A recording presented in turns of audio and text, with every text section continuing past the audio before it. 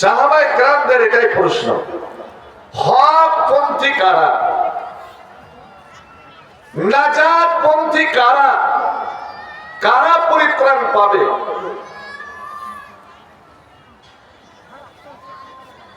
নবী বললেন কুল্লুহুম ফিন্নার, সব দল যাবে রসাতলে, সব দল যাবে রসাতলে, ধ্বংসপ্রাপ্ত জাহান্নামে, ইল্লা ওয়াহিদা, শুধু একটাই ফেরত, একটাই জামাত। কিলা মান হুম ইয়া রাসূলুল্লাহ, ওরা কারা, ওদের পরিচয়টা কি? ভাই আমার, নবী পরিচয় দিতে গিয়ে একটা খুব মূল্যবান কথা বল, জীবনে যদি ওই কথাটা মূল্যায়ন করতে পারেন তাহলে আপনার জীবন কামিয়াব। নবী আমার বললেন মা আনা আলাইহি ওয়া আসহাবি, যে নীতির উপরে, যে নিয়মের উপরে, যে বিধানের উপরে, যে রাস্তার উপরে আমি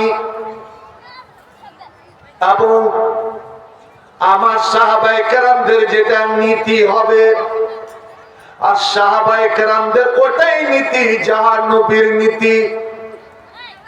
নবীর নীতি ছাড়া, নবীর পথ ছাড়া সাহাবায়ে কেরামরা অন্য কোন পথ তারা জানতেন না, মানতেন না।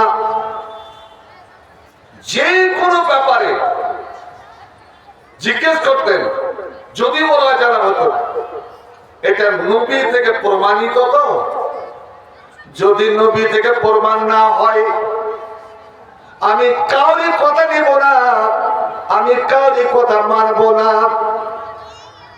চিন্তা করে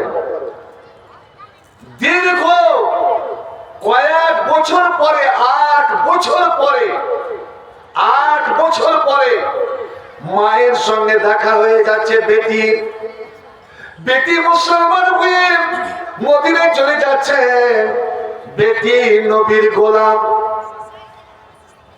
নবীর বান্দি, নবী যা কিছুই বুঝে না। মা কিন্তু কাফের, মা মুশরিক, তবুও তো মা বেমার হয়ে গেল মক্কাতে, আর 500 কিলোমিটার দূরে বেটি চলে গেল।